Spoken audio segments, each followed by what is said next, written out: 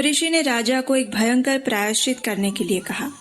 ऋषि ने कहा, आपके राज्य में एक शूद्र है जो कि तपस्या कर रहा है, उसे इसी क्षण दंड दिया जाए, उसका सिर कटवा दिया जाए। यदि ऐसा हुआ तभी आपके पाप का प्रायश्चित हो पाएगा। ऋषि की बात सुनकर राजा के पैरों तले से जमीन खिसक गई। तो क्या अब राजा अपने पाप का प्रायश्चित करने के लिए एक निर्दोष व्यक्ति की हत्या करेंगे, या फिर उनके पापों का दंड संपूर्ण राज्य को भुगतना पड़ेगा? चलिए सुनते हैं शयनी एकादशी की इस कथा में।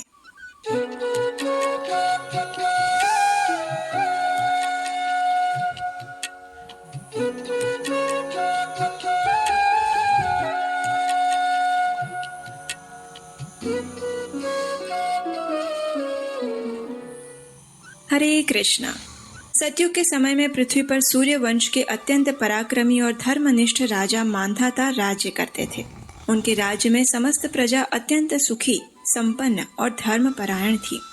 राजा द्वारा जो कर लिया जाता था वह भी नैतिकता के मूल्यों पर आधारित था, और इसी कारण से संपूर्ण राज्य किसी भी प्राकृतिक आपदाओं और अवरोधों के बिना सुखपूर्वक समृद्धि से छलक रहा था। लेकिन कहते हैं ना, काल कभी एक जैसा नहीं रहता। राजा के जीवन में भी एक समय ऐसा ही परिवर्तन आया जब उनकी नैतिकता और प्रजा वत्सलता पर प्रश्न उठ खड़ा हुआ। सतत 3 वर्षों तक राजा मांधाता के राज्य में वर्षा की एक बूंद भी नहीं गिरी, और परिणाम स्वरूप संपूर्ण राज्य अकाल की आंधी से ग्रस्त हो गया। अब स्वाभाविक था कि ऐसे समय में राज्य में अन्न और फल फूल का एक दाना भी कहाँ से उगेगा।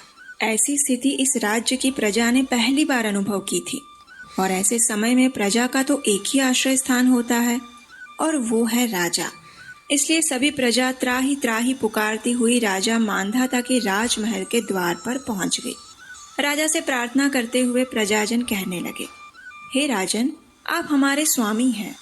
आपने सदैव हमारे हित के लिए विचार किया है। कृपया वर्षा और अन्न के अभाव के इस विषम स्थिति में भी हमारी रक्षा करें। हम आपकी शरण में आए हैं प्रभु। प्रजा की आर्द्र प्रार्थना सुनकर राजा ने कहा, शास्त्रों में वर्णित है कि यदि कोई राजा अधर्म का अनुसरण करता है तो उसका दंड उसकी प्रजा को भुगतना पड़ता है। मैं अपने भूत और वर्तमान पर गहरा चिंतन कर रहा हूँ, लेकिन मुझे अपना ऐसा कोई पाप कर्म नहीं दिख रहा। फिर भी प्रजा के हित में मैं इस स्थिति का निवारण अवश्य करूंगा। इस प्रकार अपने मन में कुछ निर्णय करके राजा अपनी सेना और मंत्रियों के साथ वन की ओर निकल पड़े। जंगल में अनेक ऋषि मुनियों के आश्रम में होते हुए अंततः राजा मांधाता महान तपस्वी ऋषि अंगिरा के आश्रम में जा पहुंचे। ध्यानमग्न ऋषि की चारों ओर दिव्यता का प्रकाश पुंज फैला हुआ था। राजा ने ऋषि के पास जाकर दंडवत प्रणाम किए, और ऋषि अंगिरा ने उन्हें आशीर्वाद देते हुए स्वयं के और राज्य के क्षेम कुशल के समाचार पूछे।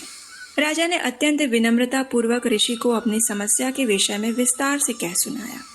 राजा की इस विषम स्थिति को देखकर ऋषि अंगिरा ने कहा, हे राजन, वर्तमान सतयुग का समय धर्म के 4 स्तंभों पर स्थापित है। इस युग में मात्र द्विज ब्राह्मण को ही वैदिक तपस्या करने की अनुमति दी जाती है। लेकिन आपके राज्य में एक शूद्र है जो इस समय घोर तपस्या में संलग्न है। उसके इस आचरण के कारण ही तुम्हारे राज्य में वर्षा नहीं हो रही। इसलिए आप उस शूद्र को मृत्यु दंड दें, जिससे आपके राज्य में पुनः वर्षा और सुख समृद्धि का आगमन हो सके। ऋषि की बात सुनकर राजा ने दुखद वाणी में कहा, लेकिन ऋषिवर, मैं एक अपराध मुक्त तपस्वी को दंड कैसे दे सकता हूँ?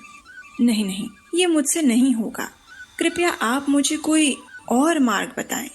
आखिरकार राजा की प्रजा वत्सलता देखकर अंगिरा ऋषि अत्यंत प्रसन्न हुए, और उन्होंने कहा, हे राजन, आप अपने परिवार और समस्त प्रजा सहित आषाढ़ मास के शुक्ल पक्ष में आने वाली देवशयनी या फिर पद्मा एकादशी का नियम पूर्वक पालन करें। इसके प्रभाव से आपके राज्य में प्रचुर मात्रा में वर्षा होगी और आपके भंडार धन धान्य से समृद्ध हो जाएंगे। ऋषि अंगिरा के वचन से संतुष्ट और प्रसन्न होकर राजा ने ऋषि को प्रणाम किया और अपनी सेना के साथ वापस अपने राज्य में आ गए। आषाढ़ मास के शुक्ल पक्ष में जब शयनी एकादशी आई तो राजा ने समस्त प्रजागण और अपने परिवार के साथ श्रद्धा और निष्ठा पूर्वक एकादशी व्रत का पालन किया। इस व्रत के पुण्य प्रभाव से राज्य में प्रचुर मात्रा में वर्षा हुई और संपूर्ण राज्य फिर एक बार धन धान्य से संपन्न हो गया। कथा का समापन करते हुए ब्रह्मा जी ने नारद मुनि से कहा, इसलिए हे नारद, ये व्रत समस्त जीवात्माओं को मुक्ति प्रदान करने वाला है। ब्रह्मा जी और नारद मुनि के संवाद को संपन्न करते हुए भगवान श्री कृष्ण ने महाराज युधिष्ठिर से कहा, हे राजन, ये पद्मा एकादशी इतनी प्रभावशाली है कि जो भी व्यक्ति इसका श्रवण या पठन भी करता है वह पाप मुक्त हो जाता है। आपको जानकर प्रसन्नता होगी कि इस एकादशी को देवशयनी एकादशी, पद्मा एकादशी, विष्णु शयनी एकादशी, देवपोढ़ी एकादशी, आषाढ़ी एकादशी और महा एकादशी भी कहा जाता है। अब आप सोच रहे होंगे कि ऐसा क्यों?